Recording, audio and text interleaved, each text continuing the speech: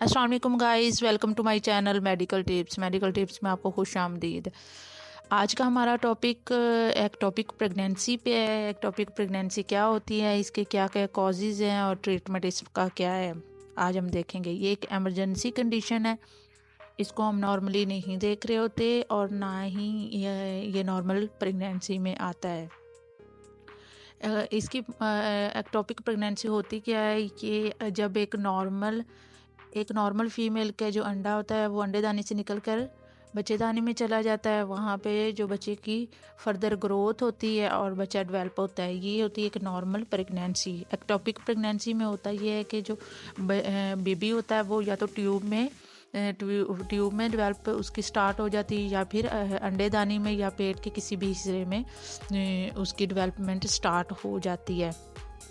तो ये होती है एक्टोपिक प्रेगनेंसी। ये पेट के निचले हिस्से में भी हो सकती है, ट्यूब के अलावा किसी भी जगह पे हो सकती है।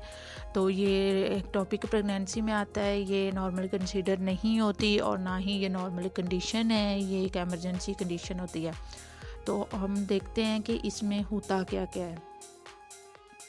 इसमें एक तो आपको स्वेयर पेन होगी, निचले इसकी वजह की बात की जाए तो इसकी जो कॉमन वजह है वो इन्फेक्शन है, पीआईडी है, यानी आपको इन्फेक्शन हो जाता है आपके ट्यूब्स में यानी बच्चेदानी में आपकी कोई भी इन्फेक्शन हो जाएगा जिस वजह से जो अंडा होता है वो प्रॉपर जगह पे नहीं जा पाता, जिस वजह से वो वहीं पे डेवलपमेंट उसकी स्टार्ट हो जाती है।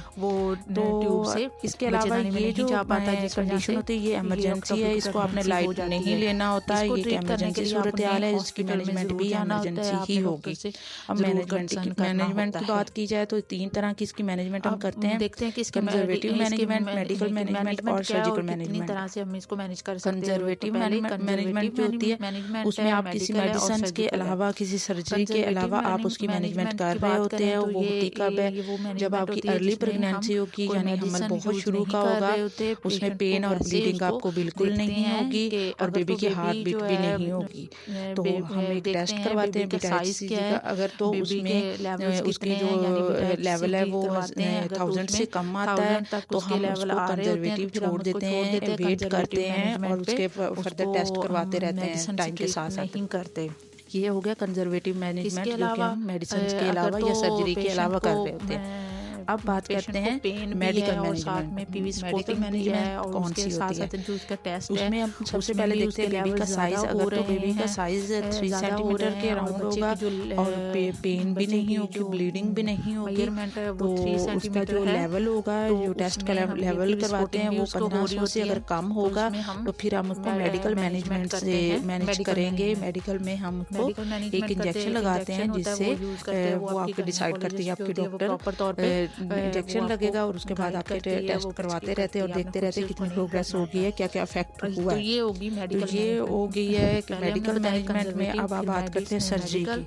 सर्जरी किस कंडीशन में होती है? सबसे पहले पेशेंट को पेन भी स्वेयर पेन होगी और उसके अलावा ब्लीडिंग होगी, हो रही होगी, इससे ज़्यादा भी ब्लीडिंग हो सकती है। और बेबी का साइज अगर हम मेजर करेंगे तो उसको और उसके 4 सेंटीमीटर के अराउंड उसका साइज होगा। हार्ट बीट पॉजिटिव होगी और लेवल अगर करवाएंगे तो उसका लेवल जो होगा बीटा HCG का वो 2000 से हाई होगा। 2000 से अगर उसके लेवल ज़्यादा आ रहे हैं तो देन हम सर्जरी के लिए पेशेंट को प्रिपेयर करते हैं ताकि उसकी सर्जरी की जाए, क्योंकि ये इमरजेंसी में आ गया है। तो इमरजेंसी में हम वेट बिल्कुल भी नहीं कर रहे होते, जितनी देर कोशिश करते हैं कि दोबारा जो जल्द से जल्द इसकी सर्जरी हो जाए। तो सर्जरी जो होती है वो जो बेस्ट सर्जरी है वो लेप्रोस्कोपिक है सर्जरी है, वो आपने करवानी है अगर तो इस तरह की कोई कंडीशन आपके साथ है, क्योंकि ये एक तो सेव हो जाती है, इसमें बिल्कुल माइल्ड से जो 2 कट लगते हैं उसमें ही आपकी ये सर्जरी हो जाती है। और अगर तो आपने फर्दर प्रेगनेंसी भी करनी होगी तो उसमें भी प्रेगनेंसी भी आपकी पॉसिबल होती है। आपने कोशिश करने के जो लेप्रोस्कोपिक सर्जरी है उसको ही प्रेफर करें और आपने हॉस्पिटल के नज़दीक रहना है। किसी भी ऐसी जगह पे आपने, अगर तो आपके साथ ये सारी कंडीशन होगी तो फिर आपने किसी नज़दीक जगह पे आपने रहना है ताकि आपको अगर हॉस्पिटल जाना पड़े तो आप देन आप हॉस्पिटल भी जा सको। और ये था आज का हमारा टॉपिक छोटा सा। अगर तो आपको मेरी वीडियो अच्छी लगी हो तो प्लीज़ मेरे चैनल को सब्सक्राइब कर दें और बेल आइकन को भी प्रेस कर दें ताकि तमाम आने वाली वीडियो आप तक पहुंच सके।